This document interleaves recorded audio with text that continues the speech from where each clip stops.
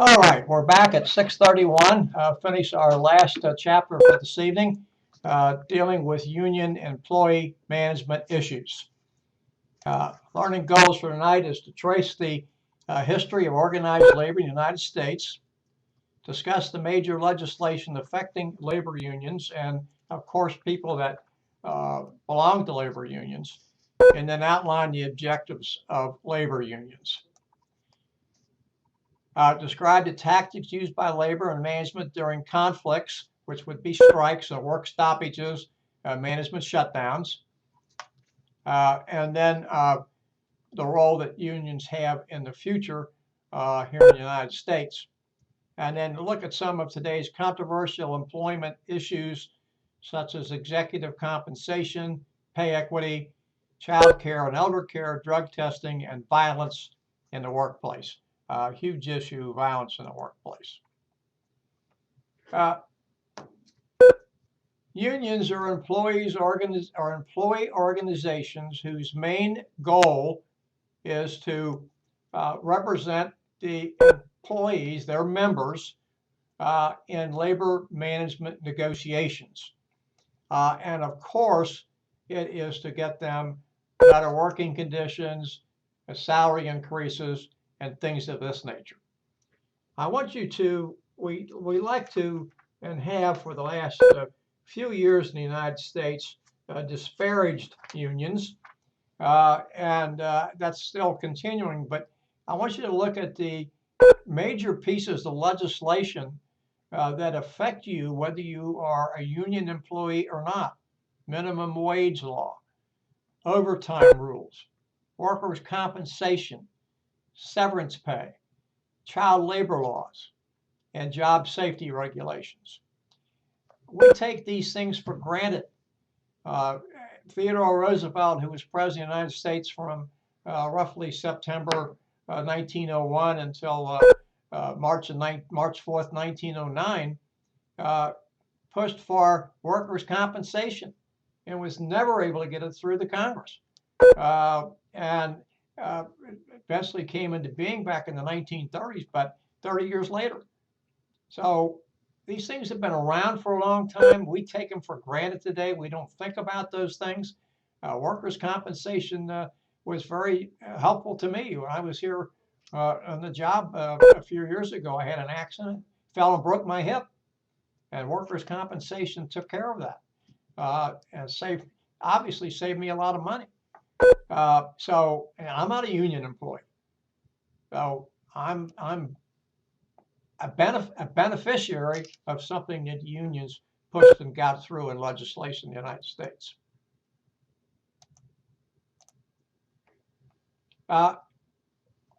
Excuse me, I missed a slide here. I beg your pardon.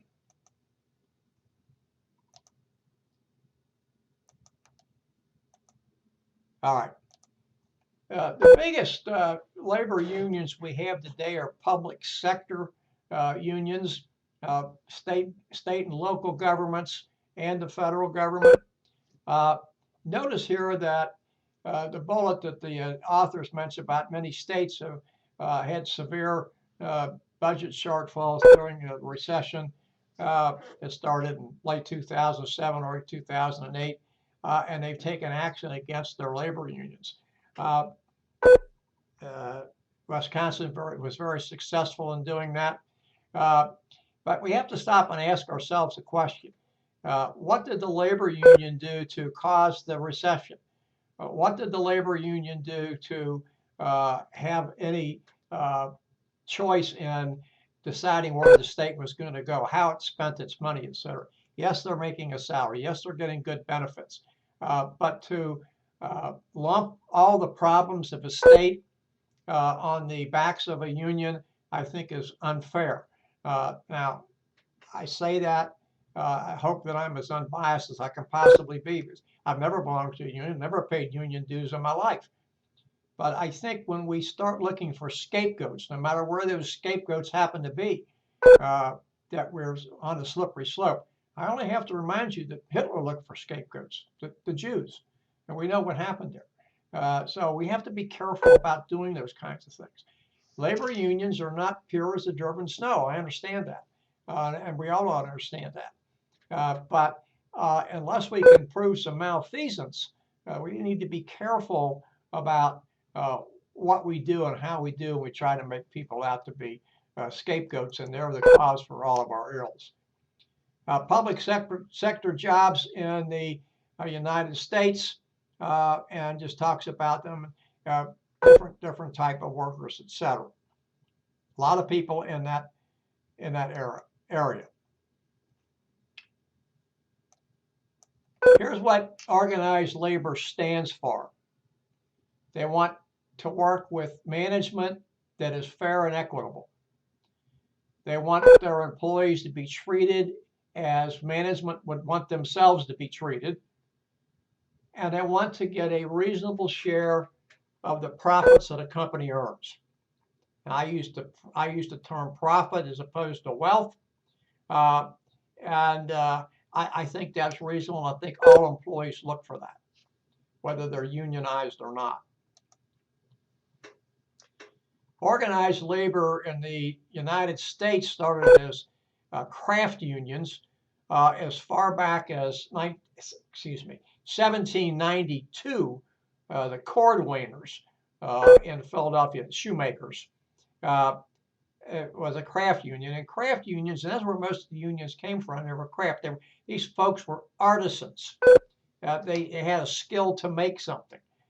They were not people like most of the folks in the United Auto Workers were originally. They were line assembly people, and that did not require great skill. Now, I'm not denigrating anybody that working on an assembly line. What I'm saying, there's a difference between a skilled worker, which is where the AFL started, American Federation of Labor, which we'll get into a little bit later, as opposed to non-skilled workers, which were people from the Congress of Industrial Organizations. Again, we'll talk about them just a little bit later. So this is what they were doing. They were looking here. Work weeks were 60 hours, and so they wanted to do something about that. They didn't make a lot of money, and there was a lot of child labor. And whenever there was child labor, they were getting paid less than the other people were. So if those folks could get a skill, they could pay them less money and get away with it. And we have to think about those things. And those things persisted in the United States for a long period of time.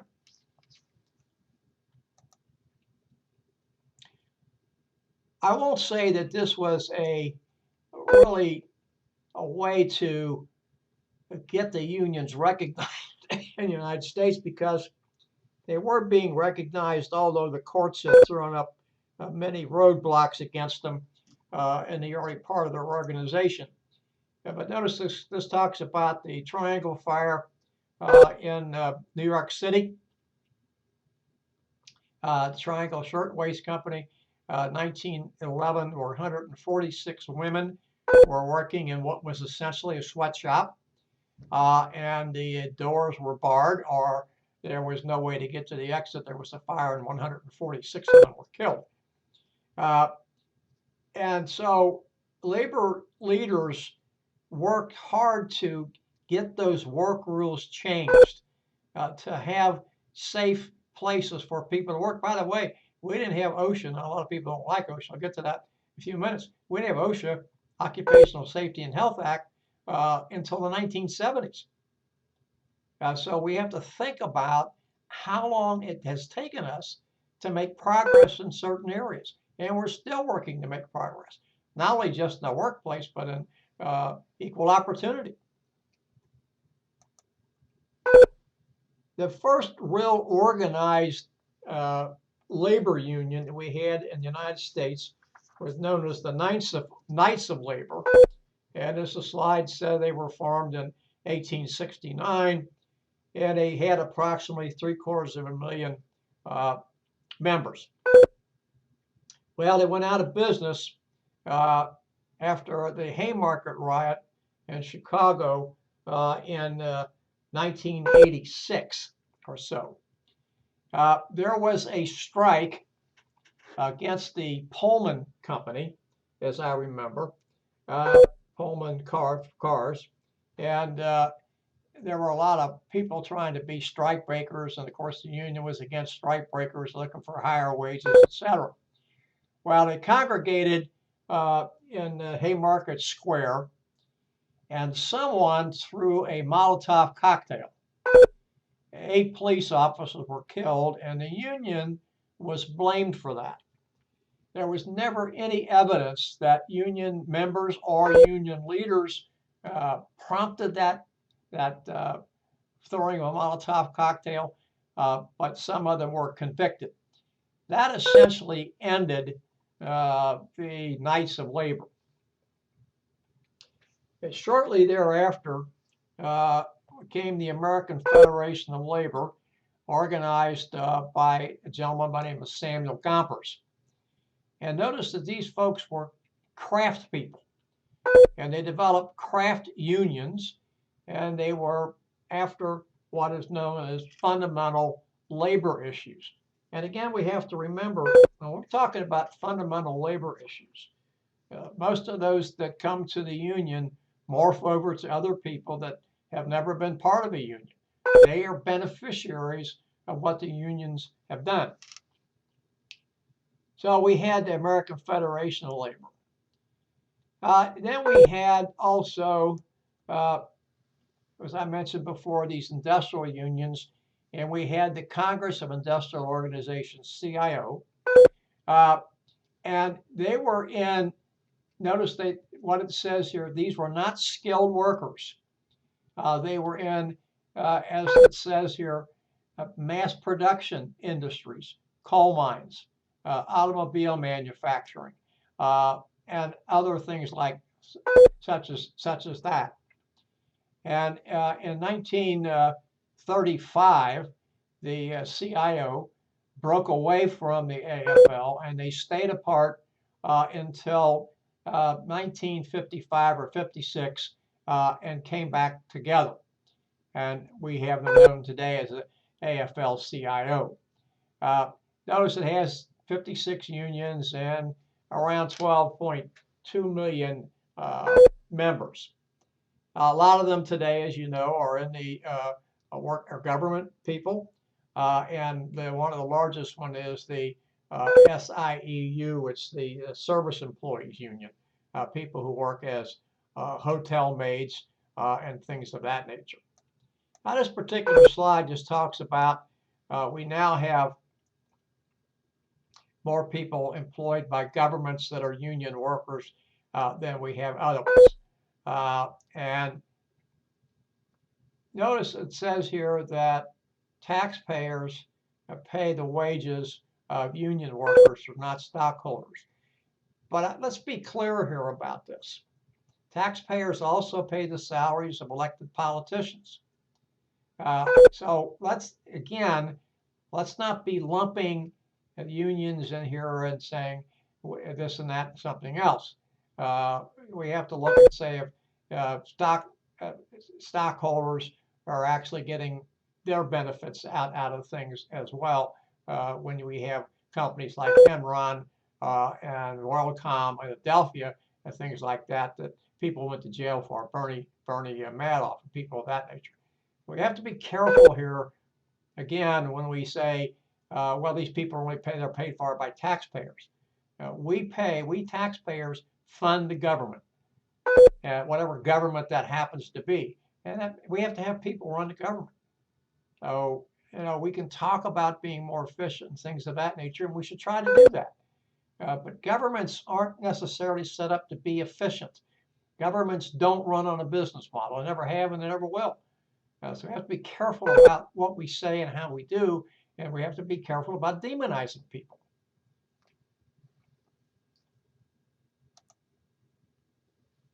But here are the things that the labor union has done. And notice the problems that labor was put under before the enactment of the Norris-LaGuardia Act.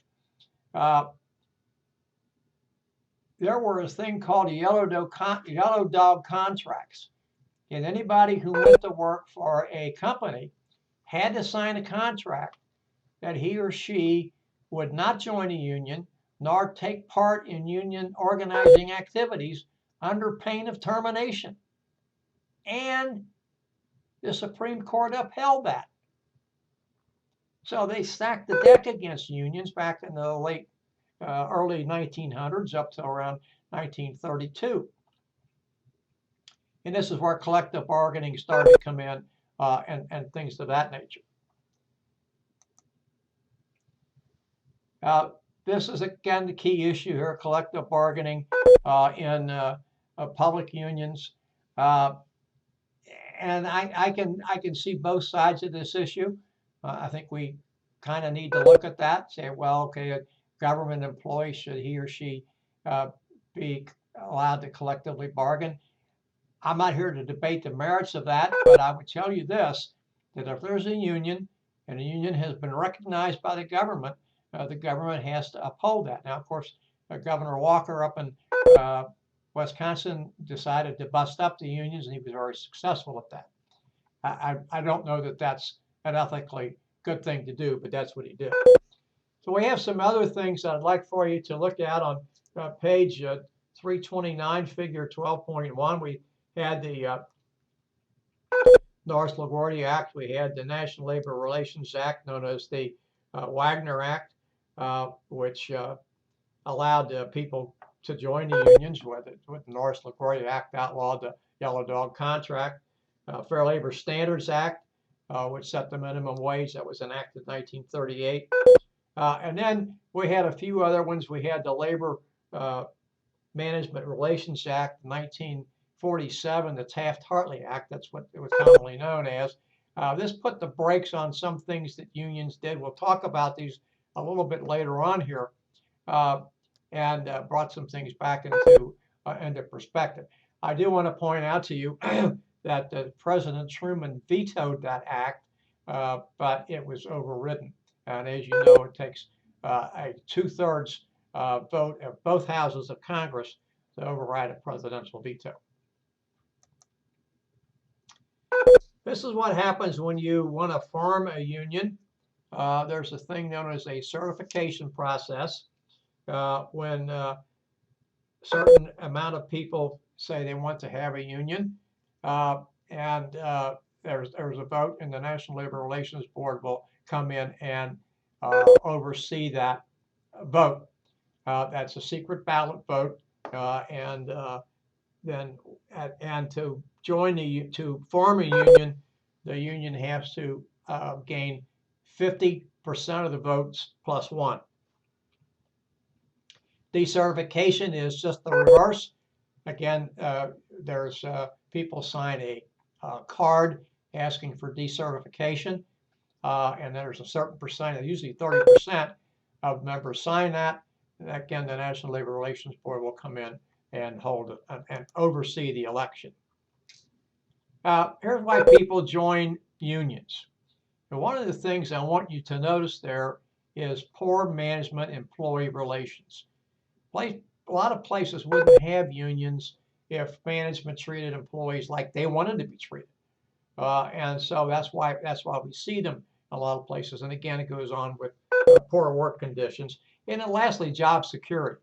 Usually, if you work for a union, they have seniority clauses, and people can stay at work for long periods of time based upon seniority.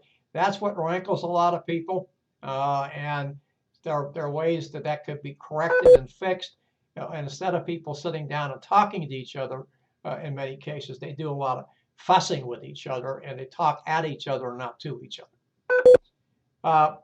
These are types of contracts. Negotiated labor management contract is known as the labor contract.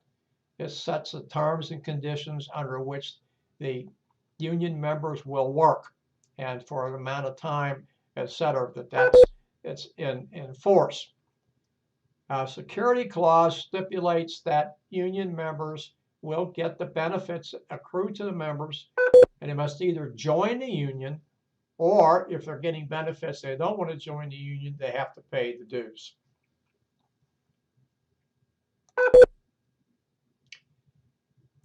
Now, these are some things that unions had for a long period of time, and we'll talk about some of these.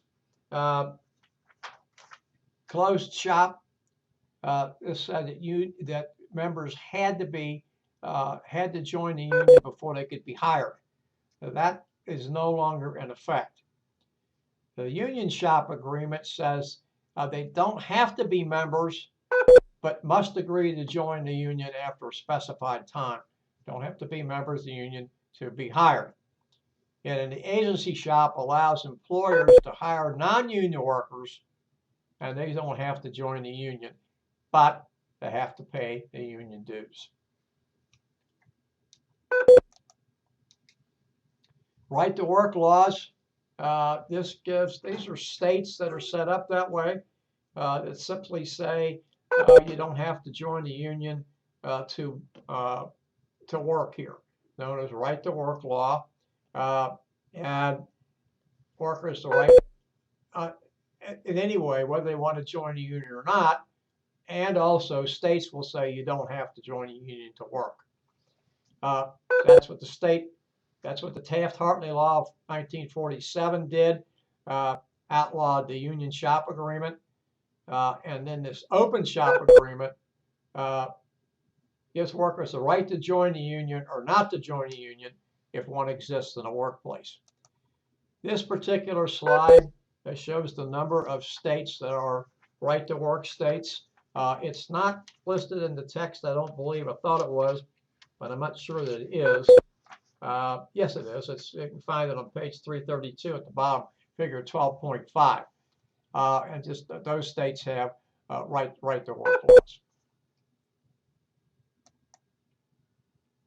Now, this is once you have a collective bargaining agreement in force, this is how union and management settle the issues. There's a grievance, and the grievance is filed by a union worker. And what this really says, I'm using an individual here, but we can do it with a group too. The union files a grievance and said that management's not living up to its end of the bargain, of the contract. Now, each union has a shop steward, and there may be more than one shop steward in an organization depending upon the size. And that person is the union's representative on the job, and he or she represents the employees while they're at work on an everyday basis. So this shows you, if you can look here at, well, we're going to get to it. We're going to get to it next because the slide is right after this one. Talk about the bargaining zone. This is the area in which the union and management will bargain after one has set his offer and the other one has set his offer. So usually what you have here is a starting point and an end point. And normally speaking, both sides know what they are. And so the bargaining zone is consideration of each's starting point and end point. And they're going to consider this and try to reach an agreement unless they reach an impasse. Now, if they reach an impasse, there's two ways to do this. There is a mediator, or called mediation, and it's conducted by a person who is a federal mediator. And he or she tries to keep both sides talking. Normally speaking, when a mediator is brought in, there is some sort of an impasse, and the sides are usually not talking to each other face to face, let alone anything else. So they're not usually conducting a meeting, and a mediator will be brought in, and his or her job is to try to get both sides talking, to get them to come back together and meet. And often what he or she will do was be a shuttle. They'll hear what the union has to say, and they'll take that back to management. They'll hear what management has to say, and they'll take that back to the union. But the purpose of this is to keep the sides talking, to keep the avenues for negotiation open and not to close the process. An arbitrator is somebody entirely different. He or she comes into the negotiation and listens to both sides and then imposes a solution or imposes a finding, makes a ruling, whatever you want to say here, whatever you think the operative word is. Now, an arbitrator can only come in when both sides have agreed to use an arbitrator, both sides have agreed on who will be the arbitrator, and both sides agree that they will accept the arbitrator's decision, which is binding. Now, we often see this in sports. Baseball has that. They have arbitration, and most baseball owners, management will say they do not like to go to arbitration because there's always ill feelings no matter who wins, or whether the management wins or whether the player wins. And so they usually try to avoid that, but they do have that. That is set up in the management labor contract, that there is an arbitrator, and both sides have agreed that the arbitrator's decision is acceptable, it's binding on both sides. So that's the difference. Now here is what we talked about on page 330, the grievance process, and starts about what they do with I'm sorry, I'm on the wrong page here. It's on 333, which I said before. Now it's 330. And you notice that it starts down here at the bottom when the employee grievance goes, and I'm going to take it up through the union, and we'll come back on the other side. Goes to the shop steward, and it goes to the local union. Usually it's the local union secretary or business manager. That person may have both of those jobs. Then it goes to a grievance committee. Then it might go to the national union, and then eventually goes to an arbitrator. That's for a particular grievance. Management does a similar thing. The supervising manager, he usually or she usually has a position commensurate with the shop steward. Then it goes up to the labor relations manager, plant manager, corporate office, etc. And then they eventually go to arbitration. Remember, arbitration is final. Everybody's agreed to the arbitrator.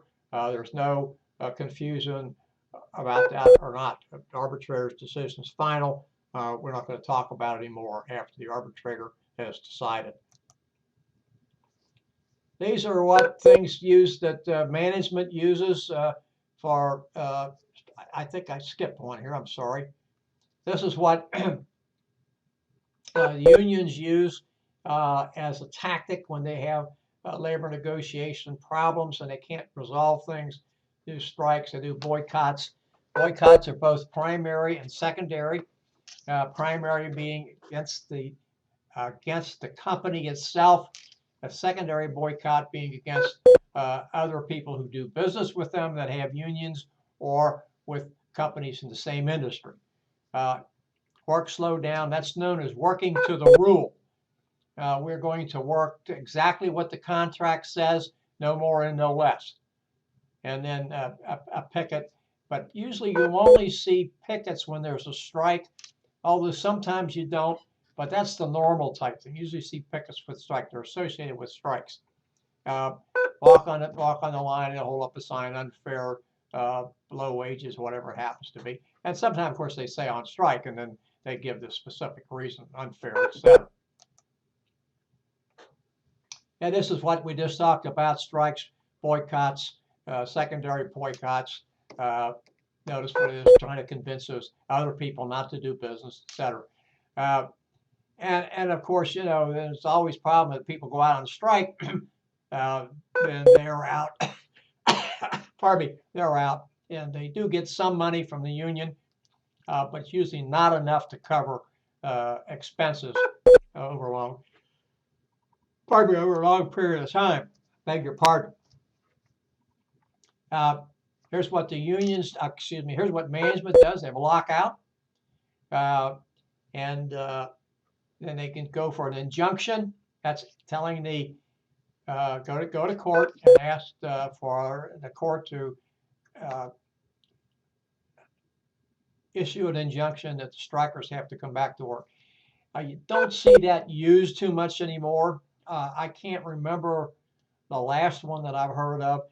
You often saw it in industries that were essential to the government. And then you have strike breakers. And of course, the strikers, the union members, call those people scabs. And then here's what happens here with the lockout and injunction, the strike breakers. And of course, the big thing with a lockout is union members don't get their pay. Companies just shut the gates. Now, there's some danger here too, because unless they have replacement workers, they're not getting production. Sometimes companies will stock up and they'll have a lot of inventory, and then they'll have a shutdown, lockout, and they'll continue to sell their inventory and won't negotiate until the inventory gets to a certain level. So there's pluses and minuses and all those different kinds of tactics. Labor unions do have some issues. Their membership is declining. Labor doesn't have the same cachet, if you will, that it had for many years. Although we find that the labor is becoming more involved in trying to recruit some people who would be considered skilled workers, intellectual people like interns and residents in hospitals, and graduate students at colleges and universities, and things like that.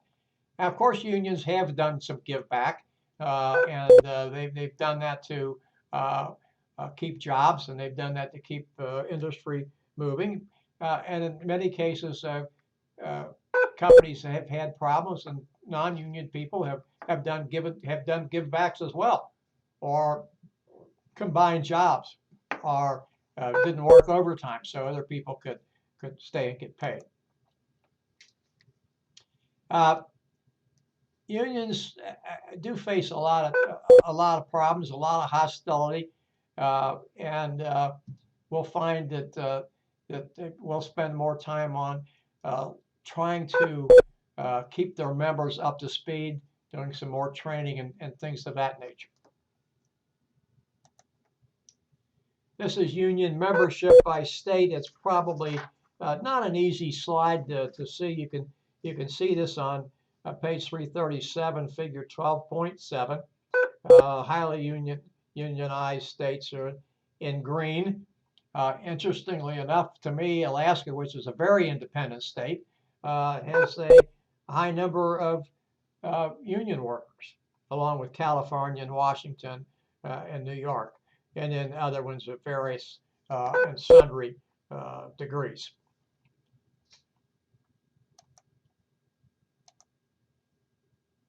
This is a contentious issue. That is compensating employees.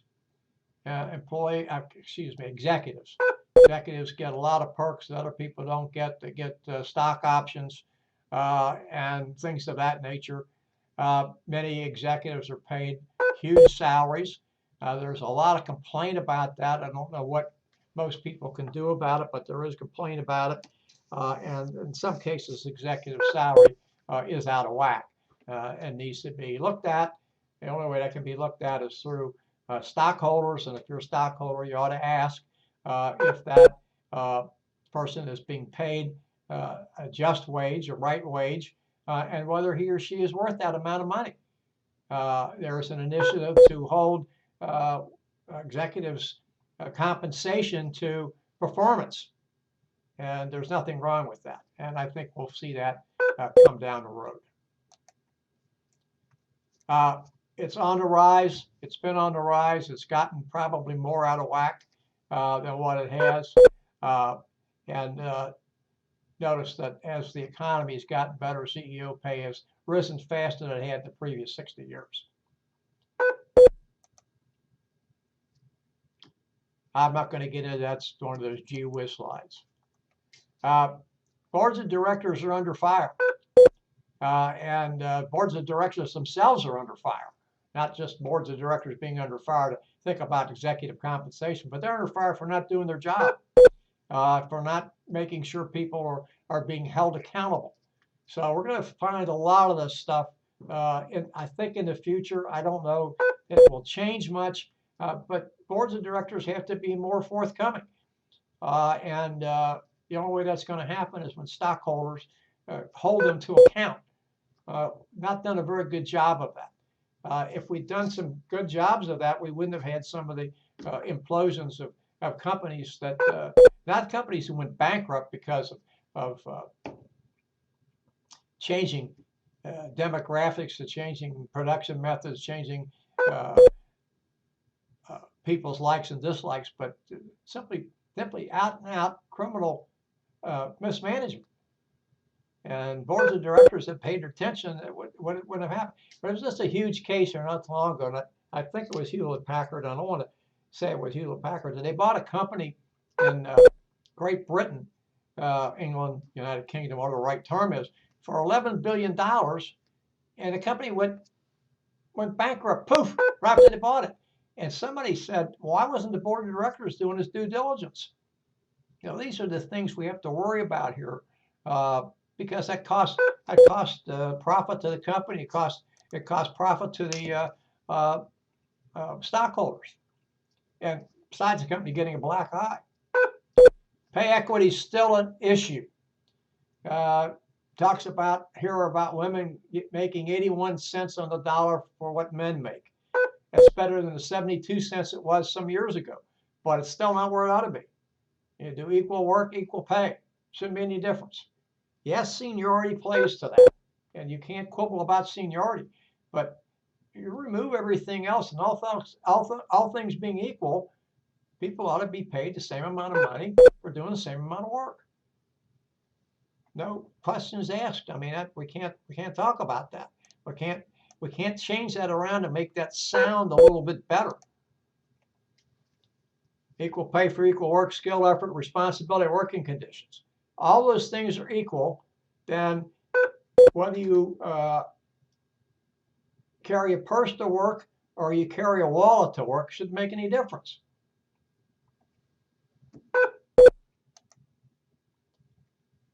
Here's the gender salary gap, and it's bad every place you look at it. The only place that's close is 15 to 24.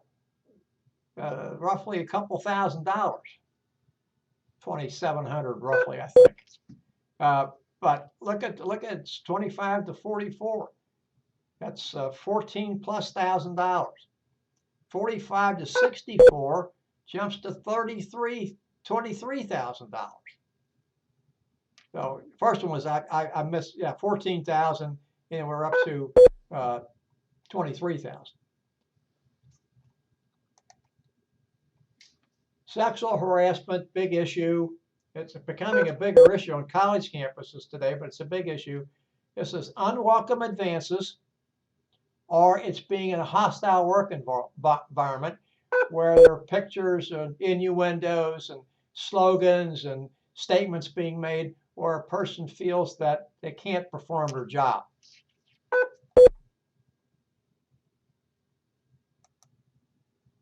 Two kinds of sexual harassment: quid pro quo, Latin phrase meaning this for that, and that essentially boils down to sexual favors. If you expect to get promoted, if you expect a pay raise, you have to go out with me, and if you don't, then those things just don't happen. So somebody has to submit to that. Now, of course, it usually is a little bit more than what I just said, but you get the picture. Hostile work environment is where it is so oppressive that people feel like they can't perform. And I said that comes from, it could come from magazines, could come from pictures, could come from innuendos, could come from language, could come from music, could come from any number of things.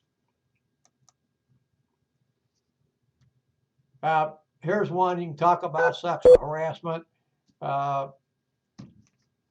is it sexual harassment or not? Employee thinks she may have been sexually harassed by her boss when he complimented her blouse.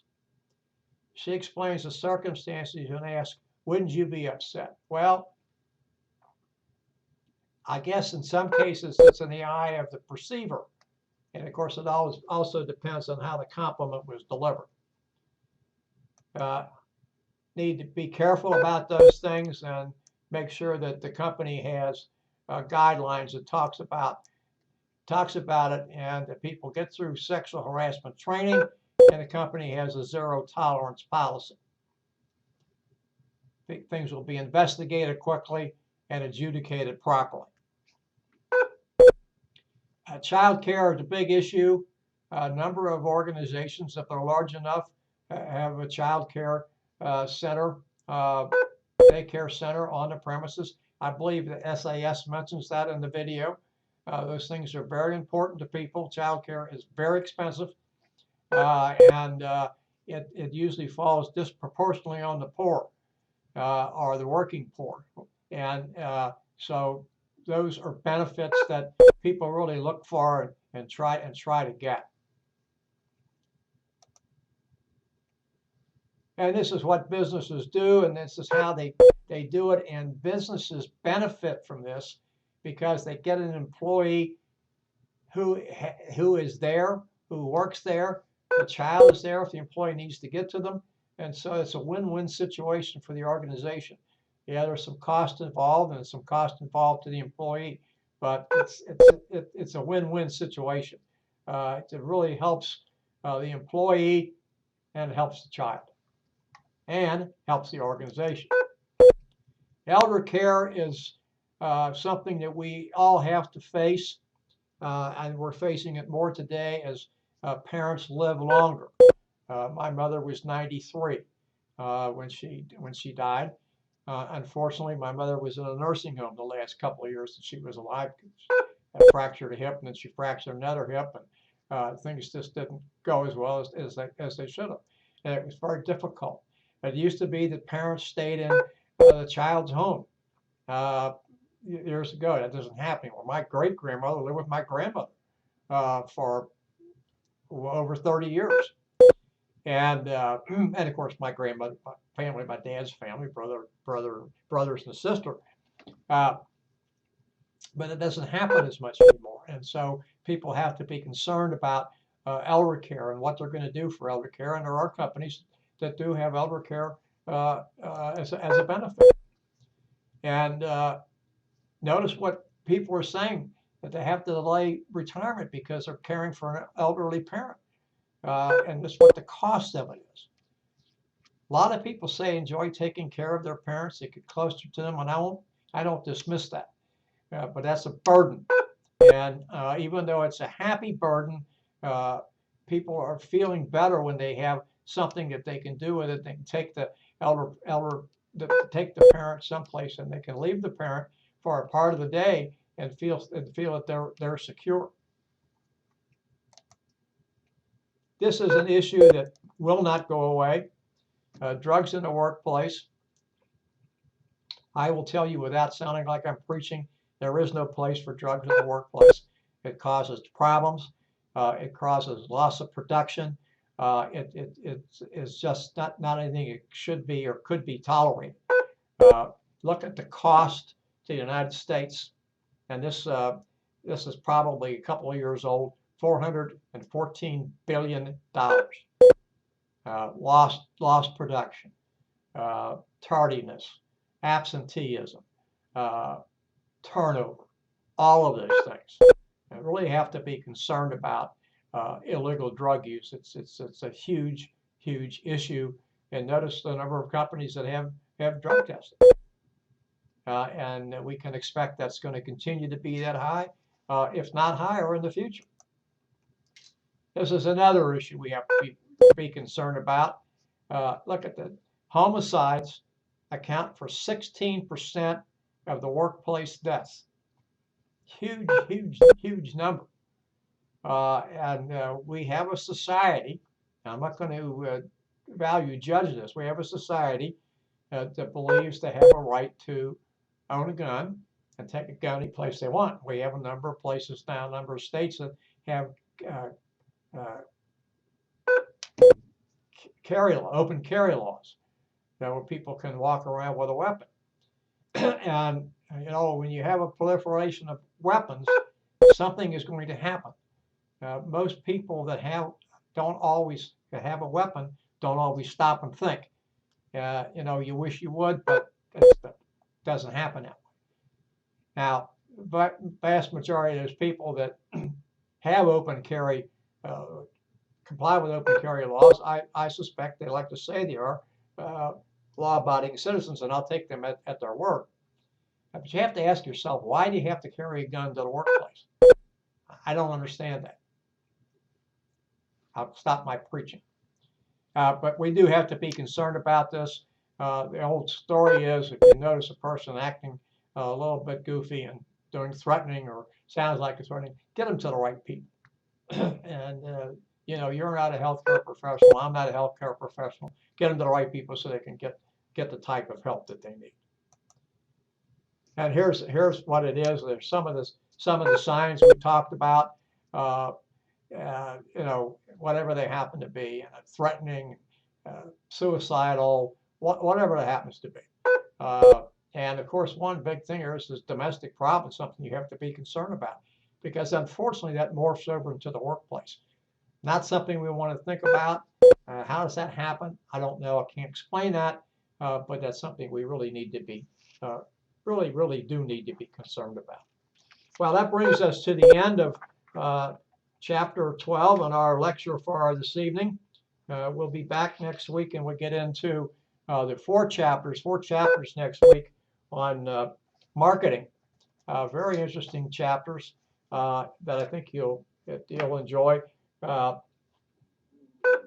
Marketing, helping buyers buy, developing and pricing goods and services, distributing products, and finally using effective promotions.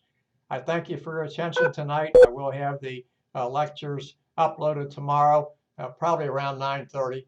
You'll be able to access them at that time. Thank you very much for your attention, either tonight or tomorrow or whenever you watch the lectures, and we'll be talking to you again next week. Thank you and good night.